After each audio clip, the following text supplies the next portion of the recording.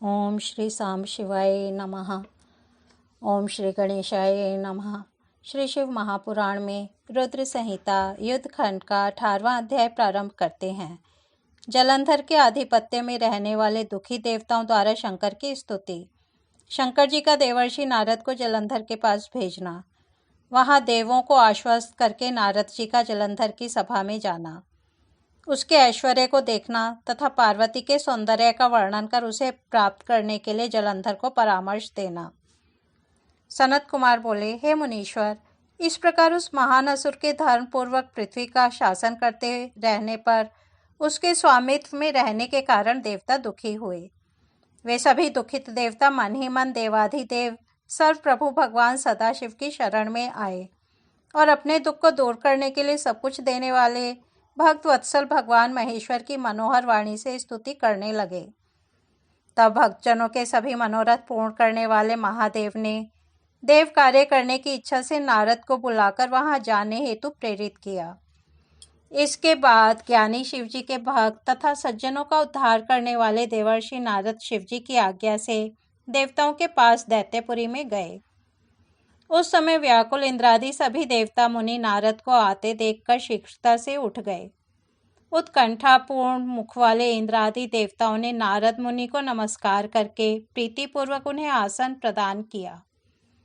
तदनंतर सुखपूर्वक आसन पर बैठे हुए उन मुनि को पुनः प्रणाम करके इंद्रादि दुखित देवताओं ने मुनीश्वर से कहा। देवता बोले, हे मुनिश्रेष्ठ, हे कृपा कर हम लोगों के दुख को सुनिए और सुनकर उसे शीघ्र दूर कीजिए। आप प्रभु हैं तथा शंकर प्रिय हैं। दैत्य जलंधर ने देवताओं को पराजित कर उन्हें अपने स्थान से हटा दिया है। इस समय उसके स्वामित्व में रहने के कारण हम लोग दुखी तथा व्याकुल हैं। उसके द्वारा सूर्य, चंद्रमा, अग्नि, धर्मराज, लोकपाल तथा अन्य देवता भी अपने स्थानों से हटा दिए गए हैं। उस महाबलवान दैत्य ने हम सभी देवताओं को बहुत पीड़ित किया है। अतः हम सभी अत्यंत दुखी होकर आपकी शरण में आए हैं। सभी देवताओं का मर्दन करने वाले उस बलवान महादैत्य जलंधर ने संग्राम में विष्णु को भी अपने वश में कर लिया है। हम लोगों के समस्त कार्य को सिद्ध करने वाले विष्णु वर देने के कारण उसके वश में होकर लक्ष्मी सहित उसके घर में निवास कर रहे हैं। हे महामते, आप सदा सर्वार्थ साधक हैं। हम लोगों के भाग्य से ही आप यहाँ आए हैं। अतः जलंधर के विनाश के लिए कोई उपाय कीजिए। सनत कुमार बोले, उन देवताओं की यह बात सुनकर कृपा करने वाले वे मुनिश्रेष्ठ नारद जी उन्हें आश्वस्त करके कहने लगे। नारद जी बोले, हे देवताओं, मैं जानता हूँ कि आप लोग दैत्यराज जलंधर से पराजित हो गए हैं और अपने अपने स्थानों से हटा दिए गए हैं। अतः आप लोग दुखित तथा पीड़ित हैं। मैं अपनी शक्ति के अनुसार आप लोगों का कार्य सिद्ध करूंगा, इसमें कोई संशय नहीं है। आप लोगों ने बड़ा दुख उठाया है, मैं आप लोगों के अनुकूल हूँ। सनत कुमार बोले, ऐसा कहकर मुनिश्रेष्ठ नारद जी सभी देवताओं को आश्वस्त करके उस दानव प्रिय जलंधर को देखने के लिए उसकी सभा में गए। तदनंतर दैत्य जलंधर ने मुनिश्रेष्ठ नारद को आया हुआ देखकर बड़ी भक्ति के साथ उठकर उन्हें श्रेष्ठ तथा उत्तम आसन प्रदान किया। तत्पश्चात विधि पूर्वक उनकी पूजा कर वह दावेंद्र बहुत आश्चर्य में पड़ गया और हंस करके मुनिवर से यह वचन कहने लगा। जलंधर बोला, हे ब्राह्मण, आपका आगमन कहाँ से हो रहा है? आपने कहीं पर कुछ देखा है क्या? हे मुने, आप यहाँ जिस लिए आए हैं उसे मुझे बताइए। सनत कुमार बोले, उस दैत्येंद्र का यह वचन सुनकर महामुनि नारद जी प्रसन्नचित होकर जलंधर से कहने लगे। नारद जी बोले, संपूर्ण दैत्यों तथा दानवों के अधिपति हे जलंधर, तुम धन्य हो। हे सर्वलोकेश, तुम ही सारे रत्नों का उपभोग करने योग्य हो। हे दैत्येंद्र सत्तम, मेरे आने का कारण सुनो। मैं जिस निमित्त यहाँ आया हूँ मैं वह सब कह रहा हूँ। हे दैत्येंद्र, मैं अपनी इच्छा से कैलाश पर्वत पर गया था, जो 10,000 योजन विस्तार वाला कल्पवृक्ष के महान वन से युक्त, सैकड़ों कामधेनुओं से समन्वित, चिंतामणि से प्रकाशित, संपूर्ण रूप से सुवर्णमय, दिव्य तथा सभी प्रकार की अद्भुत वस्तुओं से सुशोभित हो रहा है। वहां पर मैंने पार्वती के साथ बैठे हुए गौरवर्ण, सर्वांग सुंदर, त्रिनेत्र एवं चंद्रमा को मस्तक पर धारण किए हुए भगवान शंकर को देखा।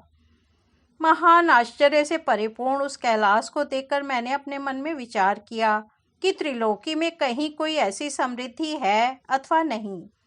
हे दैत्येंद्र, उसी समय मुझे तुम्हारी समृद्धि का स्मरण हुआ और उसी को देखने की इच्छा से मैं तुम्हारे पास यहाँ आया हूँ। सनत कुमार बोले, नारद जी से ऐसा सुनकर उस दैत्यपति जलंधर ने बड़े आदर के साथ उन्हें अपनी सारी समृद्धि दिखाई। तब देवगणों का कार्य सिद्ध करने वाले वे ज्ञानी नारद जी उसे देखकर शंकर जी की प्रेरणा से उस दैत्येंद्र जलंधर से कहने लगे। नारद जी बोले, हे श्रेष्ठ वीर, तुम्हारे पास इस समय निःसंदेह सारी संपत्ति है। तुम त्रिलोकी के पति भी हो, अतः इसमें आश्चर्य क्या हो सकता है। मणि, रत्नों की राशियां, घोड़े, हाथी आदि समृद्धियां तथा जो अन्य रत्न हैं वे सब तुम्हारे घर में सुशोभित हो रहे हैं। हे महावीर, तुमने इंद्र के हाथियों में रत्नभूत ऐरावत को ले लिया है तथा सूर्य का अश्वरतन उच्च ही श्रवा घोड़ा भी ले लिया है। तुम कल्पवृक्ष भी ले आए हो तथा कुबेर जी की सारी निधियां भी तुम्हारे पास हैं। तुम ब्रह्मा जी का हंसयुक्त विमान भी ले आए हो। इस प्रकार हे दैत्येंद्र, पृथ्वी, पाताल तथा स्वर्गलोक में जो भी उत्तम रत्न हैं वे सब तुम्हारे घर में सुशोभित हो रहे हैं। हे महावीर, गज, अश्वादि से सुशोभित तुम्हारी संपूर्ण समृद्धि को देखता हुआ मैं प्रसन्न हूँ। किंतु हे जलंधर, तुम्हारे घर में सर्वश्रेष्ठ स्त्री रत्न नहीं है, इसलिए तुम विशेष रूप से स्त्री रत्न को लाने का प्रयत्न करो। हे जलंधर, जिसके घर में सभी सुंदर रत्न हो किंतु यदि स्त्री रत्न ना हो तो वे सब शोभित नहीं होते हैं और निश्चय ही वे सभी रत्न व्यर्थ हो जाते हैं। सनत कुमार बोले, महात्मा नारद की इस बात को सुनकर दैत्यराज काम से व्याकुलचित होकर कहने लगा। जलंधर बोला, हे देवर्षि, हे नारद, आपको नमस्कार है। हे महाप्रभु, इस समय वह श्रेष्ठ स्त्री रत्न कहाँ है, मुझे बताइए।